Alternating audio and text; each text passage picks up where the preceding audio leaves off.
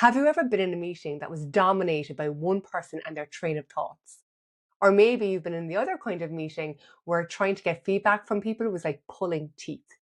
These are both really good examples of how different people process information and how that can show up in the workplace. And in this video, I want to explain to you what the different processing or thinking styles are, and then share some ideas for how you can work better with your thinking style and how you can work better with other people who might think differently to you. My name is Niamh and welcome to my channel. If you're new here, I help people to create a better workday. And for me, that means being able to get our work done while also supporting our well-being. Now, this topic came in as a suggestion from one of you after a recent short, and I really am excited to get into it because different thinking styles is such a good thing to understand. Imagine every single person you work with, every person you engage with, even outside of work, might have a different thinking style to you. And so if we can understand both how we process information and how others process it, maybe we can tweak a few things, maybe we can approach a conversation a bit differently and get more out of it. So what I'm going to do is I'm going to break down the two thinking styles, and I'm going to talk about how they might show up in work. I'm going to share some ideas if you're an external thinker or an internal thinker, what you can do, and most importantly, how we can work better together. So let's get into it. First of all, what's an external thinker and what's an internal thinker? An external thinker, or somebody who processes information externally, needs to verbalize their thoughts in order to make sense of things, in order to make better decisions, to be able to connect the dots. If you've ever felt like you need to talk things through out loud, or your brain has got too many ideas going on and you just need to get them out of your mouth to make sense of them, that's external thinking, all right? And so we can see these people in work, they might be very, very chatty in meetings, always giving their ideas, always giving their input, because that's how they process the information that they're receiving. On the other hand, we have internal thinkers, or people who process information internally. These are people who prefer to take some space to think things through on their own. They like to have time to gather their thoughts and make sense of what they're hearing before they give their feedback. So if you've ever thought to yourself, I just need 5 minutes on my own to clear my head and think about this, that's because you want to process information internally. So if you're ever in a meeting and there's a few people that are quite quiet, and when you ask for their input, they're like, I'm not sure yet, I have to think about it, that's because they are internal thinkers. So you can see how these both show up in every element of our days, and especially in work. So when we're asking for feedback, the external thinker might be ready with all their ideas, even if those ideas aren't fully formed yet. The internal thinker might not give you anything until they've had the time to go away and think about it. They both brainstorm differently. So the external thinker might want to bounce things off you. They might want to get out a whiteboard, make it a very fluid and interactive process. Whereas the internal thinker might want to go back, write things down, think things through themselves, maybe go for a walk and then come back to you with their ideas. And even decision making is quite different. So an external thinker might want to bounce different decision scenarios off somebody else, kind of think about how things are going to work out, talk through what the outcomes are going to be before they can make their decision. Whereas an internal thinker wants to get all the facts, all the detail, and then logically process it step by step in their minds until they get to the right decision. Now, neither of these are better or worse, of course, and in teams, we always have a mix of both.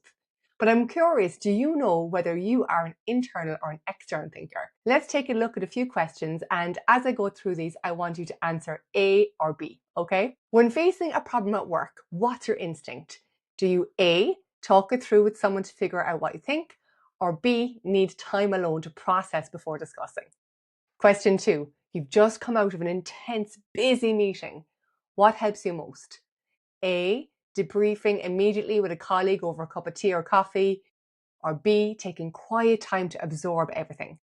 Question 3. Your manager asks you for your opinion on a new project or a new initiative. How do you prefer to respond? Do you either say, here's what I'm thinking, and then you figure it out as you talk, or B, do you say, let me think about that and I'll get back to you? And finally, when you're learning something new for work, do you prefer to jump into a workshop or brainstorming session, a conversation to explore ideas together? Or B, do you prefer reading and watching material first and then discussing? Now, you might have guessed this already, but if you answered mostly A, that means you're an external thinker. If you answered mostly B, it means you are an internal thinker. But you might say to me, Neve, I think I'm both. Can I be both? Absolutely, you can be both. And actually, I'm a mix of both. So we can be an internal thinker in some situations and an external thinker in others. You might be an internal thinker when it comes to complex problems, and then you might be an external thinker when it comes to maybe coming up with new creative ideas. You might be an internal thinker when it comes to like a really important briefing that you have to get right.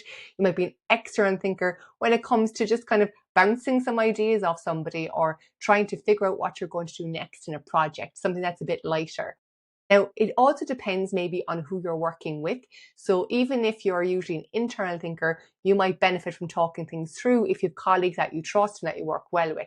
So you can absolutely be a hybrid. And what I would say to you is take a look at the different scenarios and work that you are facing on a daily basis and ask yourself, which mode of thinking would actually suit me best here? You might also be wondering, if I'm an extrovert, can I be an internal thinker? You can. In fact, I'm more of an introvert and I'm a very external thinker in a lot of situations. It just shows up differently. So even if you, like me, like to have a lot of time on your own to recharge your batteries and to, feel ready to face the world again, that does not mean that you value, getting out a whiteboard and post-its and a few markers with one of your colleagues to chat things through. You can absolutely have both. But again, how it shows up really depends on the situation, who you're working with, what you're trying to discuss, okay?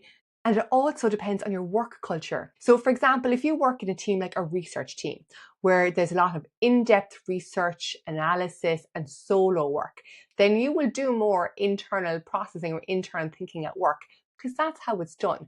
And so you might get into the habit of doing that in other places as well. If, on the other hand, maybe you're working in a very creative team where there's lots of brainstorming and bouncing ideas off each other, you have to get fast feedback, you might get very used to external thinking, okay? And again, that spills over.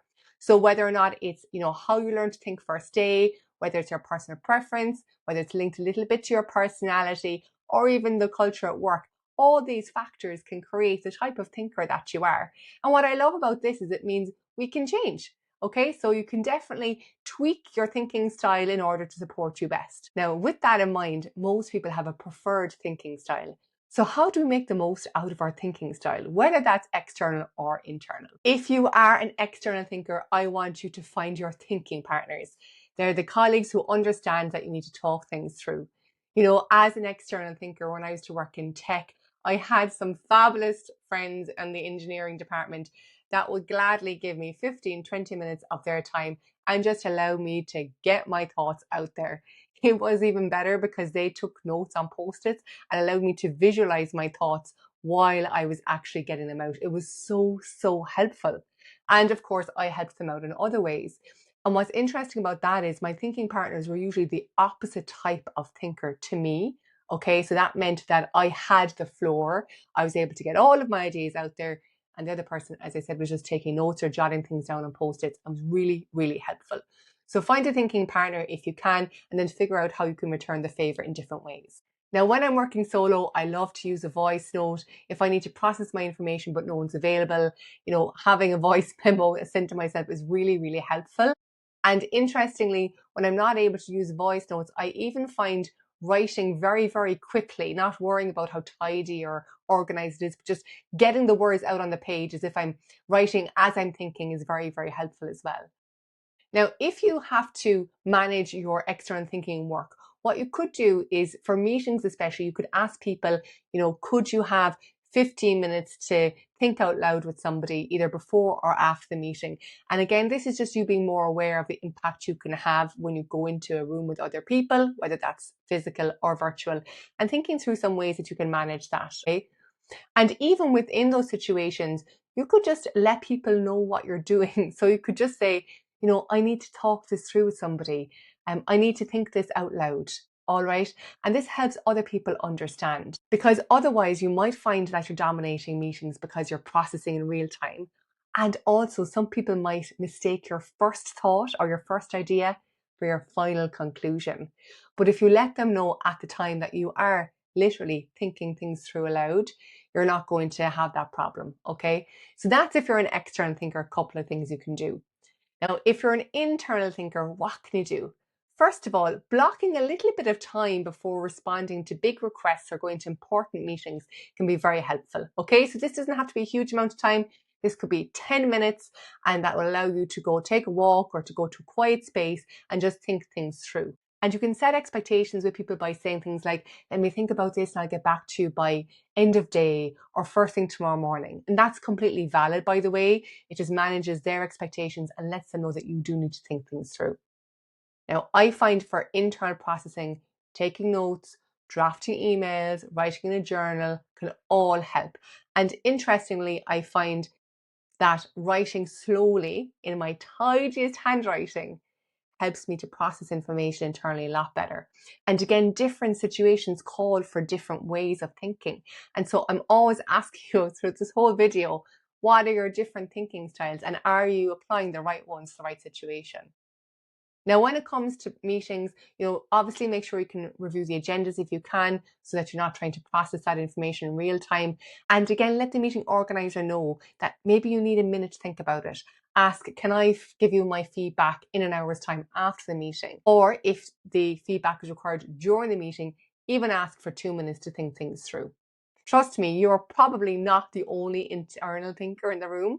So if you say it, more than you will benefit. When you communicate what you're doing, i.e. taking time to think internally, you avoid the risk of being seen as disengaged or not wanting to contribute and all those things, okay? So the more we can educate other people in real time about our different working styles, including our thinking styles, the better. So let's wrap this all up, okay? People can think internally or externally. You probably have a default thinking style, which can come from how you learned to think through school and through college, maybe your workplace culture, and even your personality preferences, all right? But most of us can think internally in some situations and externally in others. So it's worth considering what's the best style for different situations at work. Just as it's important to understand your thinking style, understanding how other people think at work is an absolute game changer.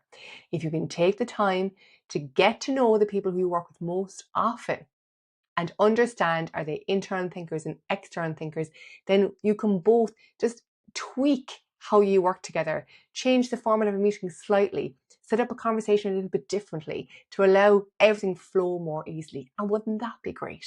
All right. Now, I'd love to hear from you if you found this helpful and if you're an internal or an external thinker. Let me know in the comments.